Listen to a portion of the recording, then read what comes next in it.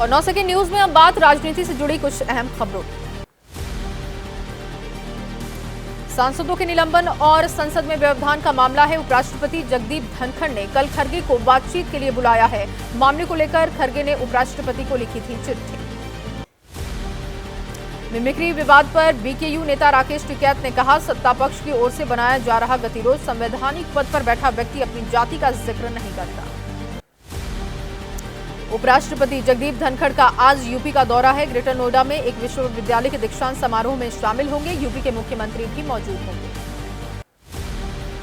केंद्रीय गृह एवं सहकारिता मंत्री अमित शाह का गुजरात का दौरा है। अहमदाबाद में स्वनिधि योजना के लाभार्थियों से मुलाकात करेंगे। गांधीनगर में विकास कार्यों का शिलान्यास और उद्घाटन कार्यक्रम।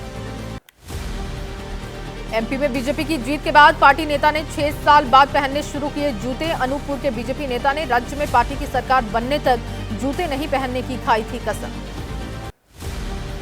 छत्तीसगढ़ के मुख्यमंत्री विष्णुदेव साय का दावा, पिछले 5 साल से राज्य में रुका रहा विकास का काम, अब डबल इंजन की सरकार में विकास के काम में तेजी आई।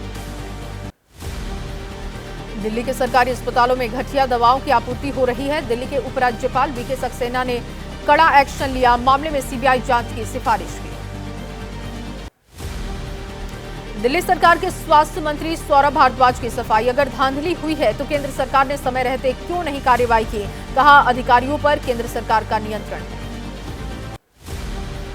केजरीवाल को ईडी के समन पर बोले धर्मेंद्र प्रधान, कहा, जो लोग सार्वजनिक जवाबदेही की बात करते थे वो लोग आज अपने भ्रष्टाचार को छुपाने के लिए पैतरे आजमा रहे हैं।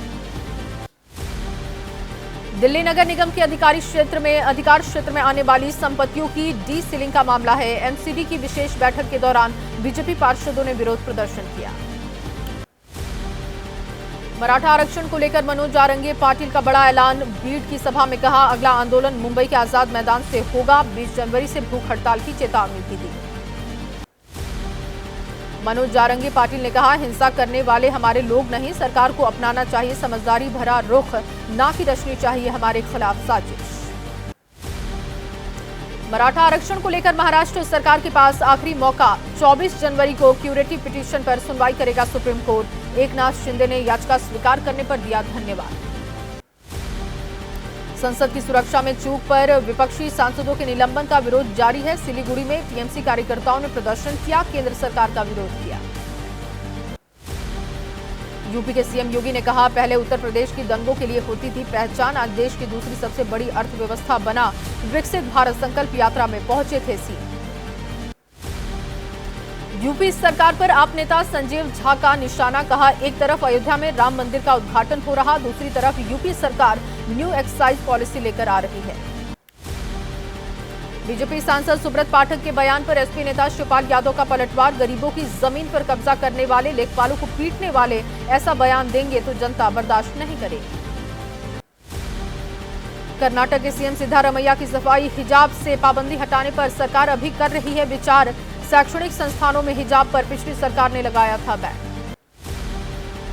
पश्चिम बंगाल में नेता प्रतिपक्ष शुभेंदु अधिकारी ने कहा, अगर नरेंद्र मोदी प्रधानमंत्री नहीं होते तो राम मंदिर नहीं बनता। 2024 में मोदी जी फिर प्रधानमंत्री बनेंगे। बीजेपी नेता रविशंकर प्रसाद का नीतीश पर निशाना, कहा, बड़ी उम्मीद लेकर इंडिया गठबंधन की बैठक में गए थे नीतीश, लेकिन उनको कुछ भी हासिल नहीं हुआ। ब्रिजभूषण शरण सिंह का बयान, कहा, भारतीय कुश्ती पर लगा ग्रहण हटा, निष्पक्ष तरीके से हुआ चुनाव, पहलवानों के विरोध को बताया निजी फैसला।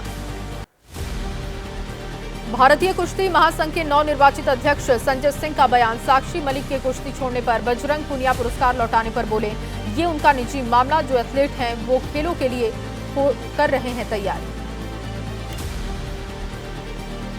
जैसे ही घड़ी का काटा दोपहर 2:30 पे आए, बबीता जी का दिल सास बहू साजिश के लिए मचल जाए।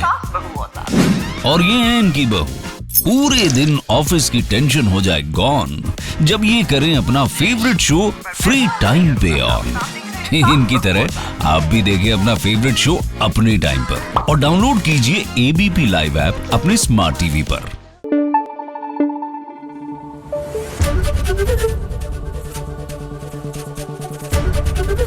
एबीपी न्यूज आपको रखे आगे।